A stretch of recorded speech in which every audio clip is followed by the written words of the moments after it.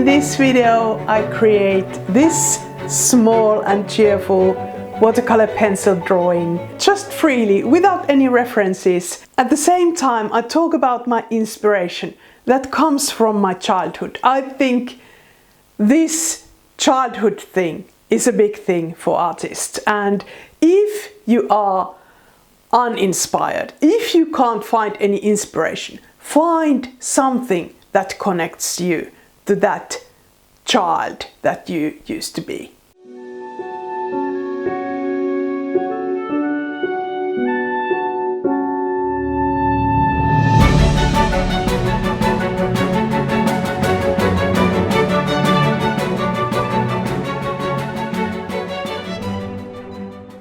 I want my art to be full of colors and rich in details, but my creative process is at its best when it's minimalistic. I have a lot of colored pencils, but I often use a very limited amount of pencils in one piece. Because you can create new tones by layering colors, not many pencils are needed to create a harmonic color scheme. Here I have laid a pile of pencils on the table, but then only select a few.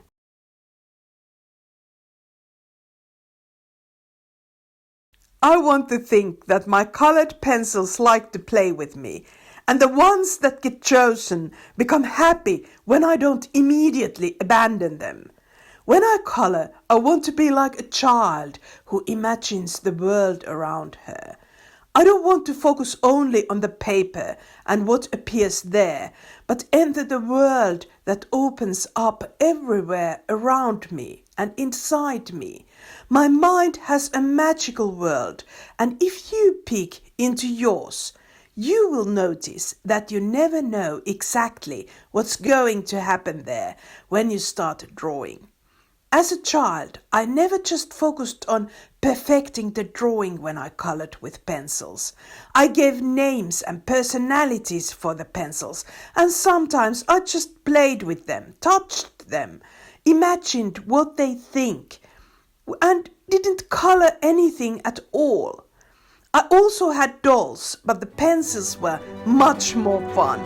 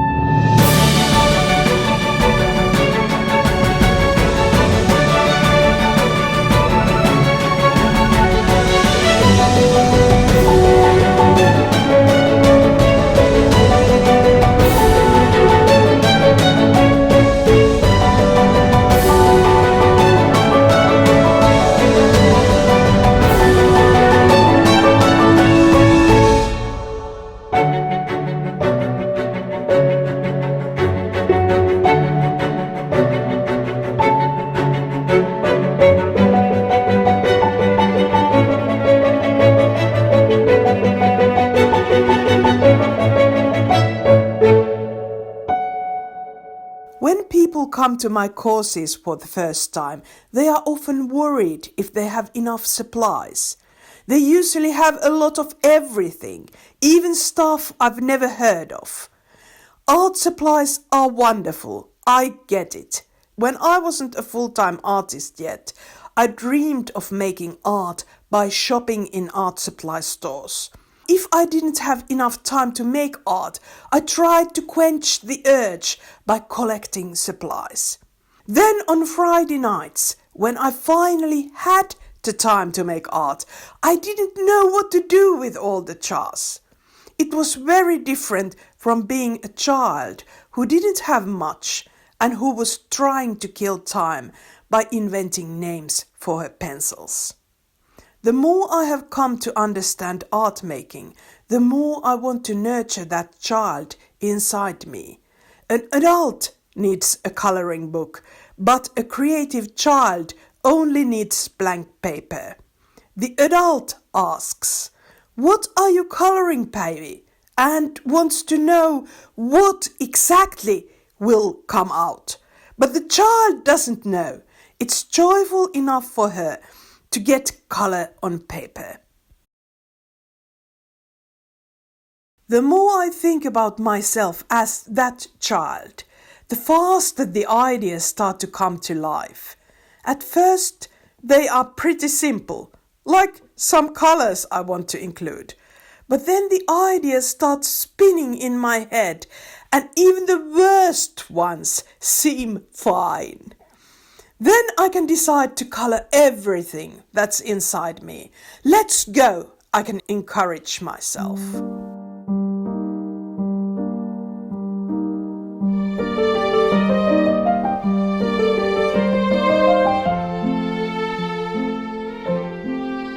Now I'm in a coloring fever, but it doesn't mean that I'm hurrying.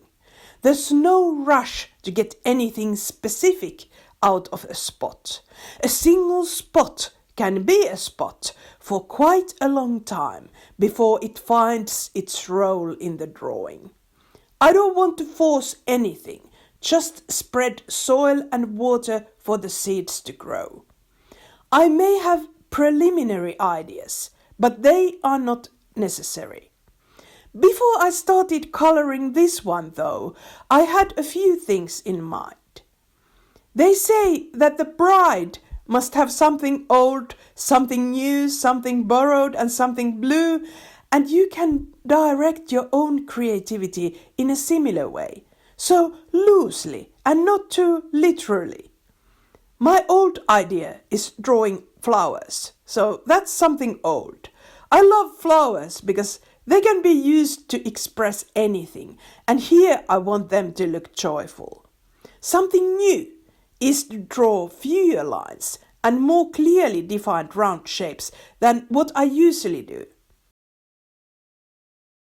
And something blue is the idea of two blues, one lighter in the background, the other one darker and more dramatic, and for highlighting the best details. Something borrowed are the fabrics from my childhood in the 1970s. I remember the cheerful, colorful and bold prints for which the company Marimekko is still known. There are other similar companies in Finland, and many of their old prints are collectibles nowadays. I have two coats that are sewn from vintage fabrics from the 70s.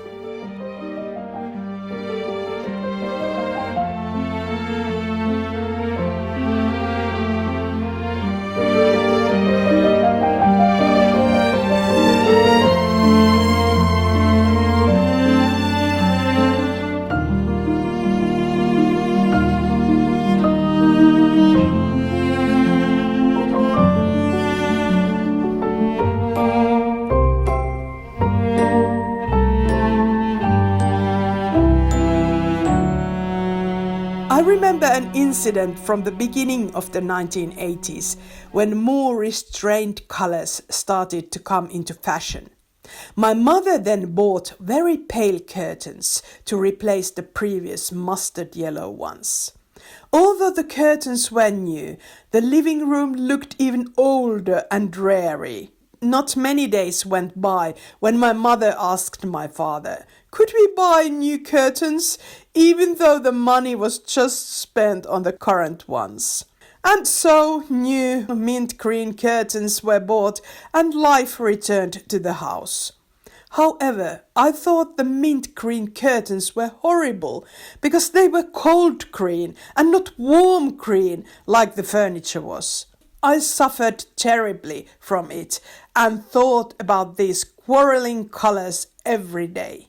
That memory makes me laugh now, but after all, colors are really important, aren't they? That's why I always try not to let the color manufacturers define what colors are in my art. I mix my own tones by layering the colors. For example, the most beautiful black is not the manufacturer's black, but the one I make by putting many dark shades together.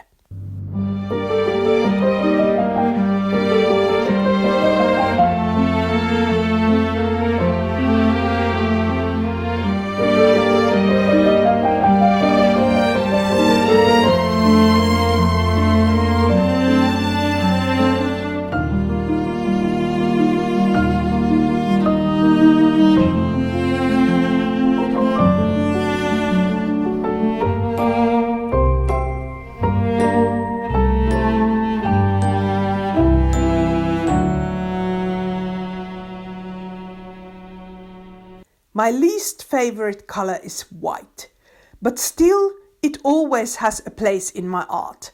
I use white regularly, and in colored pencil pieces I try to maintain the blank paper somewhere near the center so that I can use it to highlight the best details. No white pencil is as shiny as paper's own white.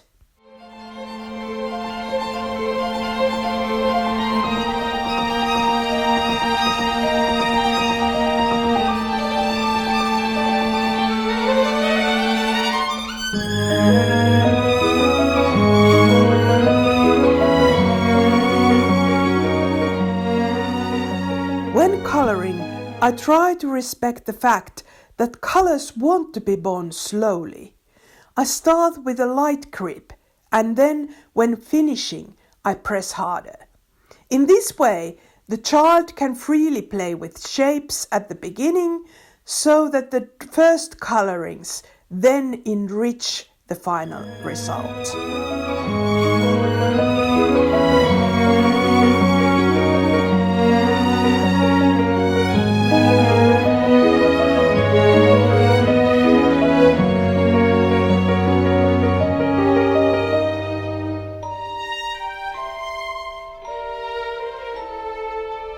If someone asked what my favorite shape is, I would say it's a hand-drawn curly line. The answer is not said carelessly. I have a very passionate relationship with the line.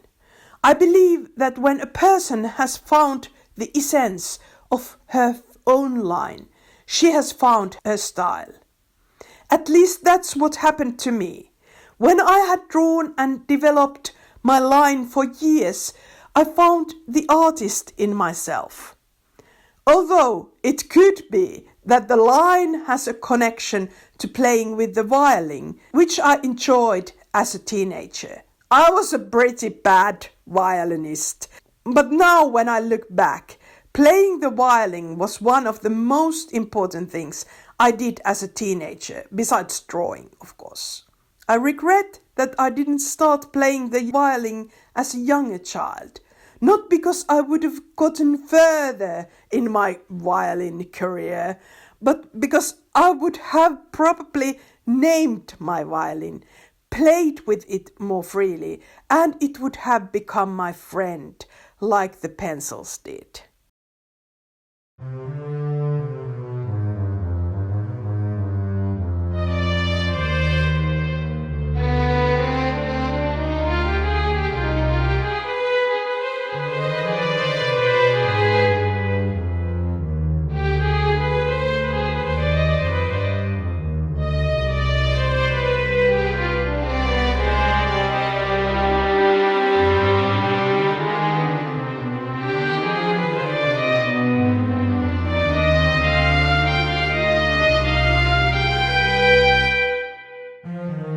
Finnish philosopher Esa Saarinen talks about energy icons. They are memories that trigger good energy. The memory of holding the violin is one of my energy icons. I was not a good player, I knew, but the violin was like a gateway to a world where I belonged. And that world opened up to me when I found my line and started painting in the way I love to paint.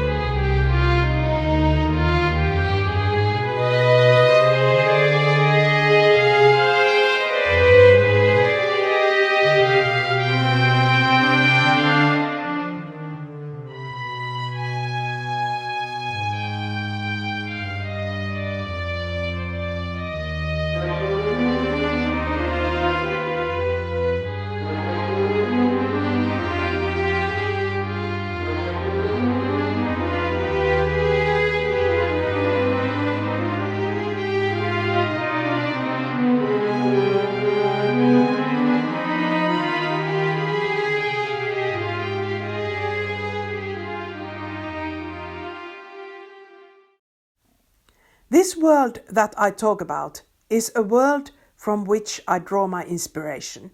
It's an invisible world in my mind. I believe we all have that world. It can be just first very tiny or mostly unknown. What we often don't realize is that this magical internal world is not a closed entity.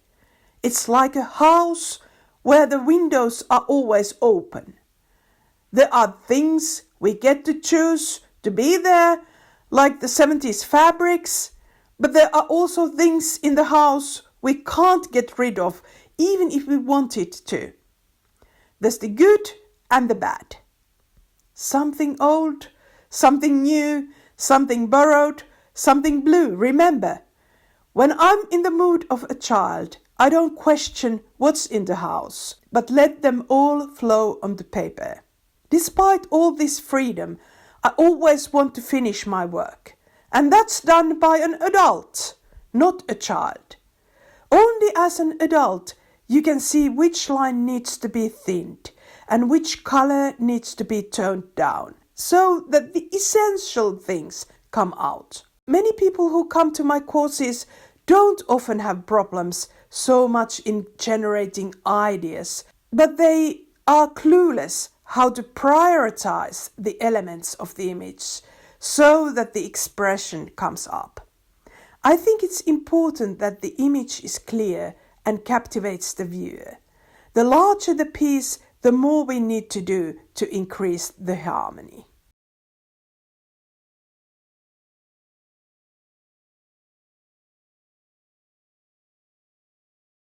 Creating freely without models and sketches has its own challenges, but nothing is as exciting as making art this way. It's addicting, and when you want to do it more and learn more, your skills will grow fairly quickly, and it's rewarding. Colored pencils are a modest supply that everyone has. Coloring freely on blank paper doesn't require a lot of supplies or a lot of space. Everyone can do it and experience joy when expanding the magical inner world.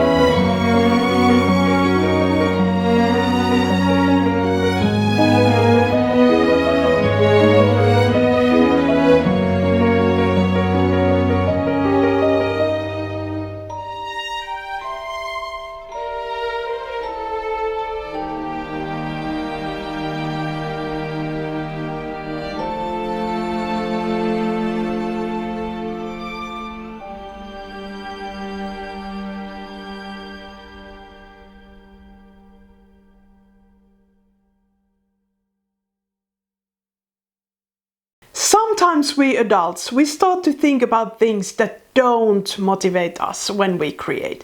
For example, here, I'm creating just this really tiny paper piece. And why would I use my time for this when I can do something bigger? I can do something like a canvas painting, or use my time for creating something more meaningful. And this often hits me because I'm a professional artist. It's important for me to sell my work. But then I've noticed that if I don't play, if I refuse to do anything like this, that are kind of intuitive sketches, then it's really difficult to start painting freely. It's really difficult to get into the flow of painting, creating bigger work. These kind of small pieces that I save in a folder, these kind of pieces keep me playing, keep me connecting to my creativity. So no matter what you want to do in your artistic career, I think it's important to find these kind of playful things, all kinds of play and less serious things. These all keep us creating.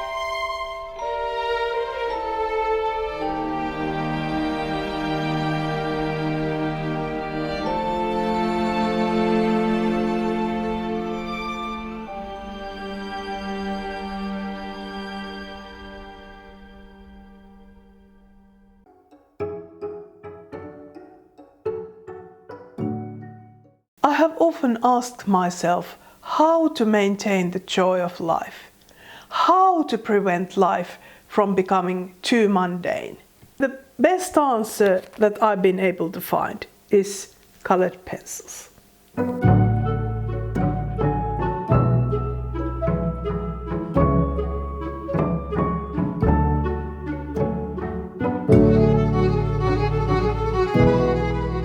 As an artist, I'm often asked, how did you do that?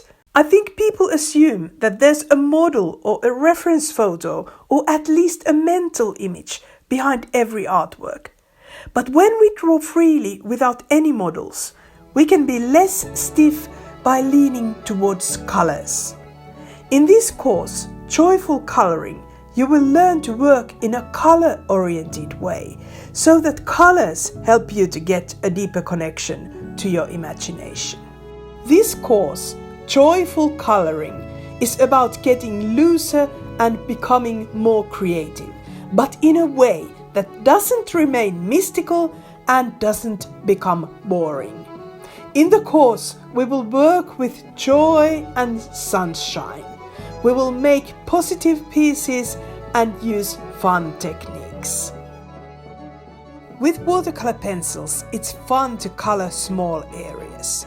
You can enjoy coloring one shape and save another for another moment. In Joyful Coloring, you'll also get to the heart of artistic thinking, but not in the way that would remove fun from the process. Instead, you will find insights that keep you creating, and as a result, joy that makes your life less mundane.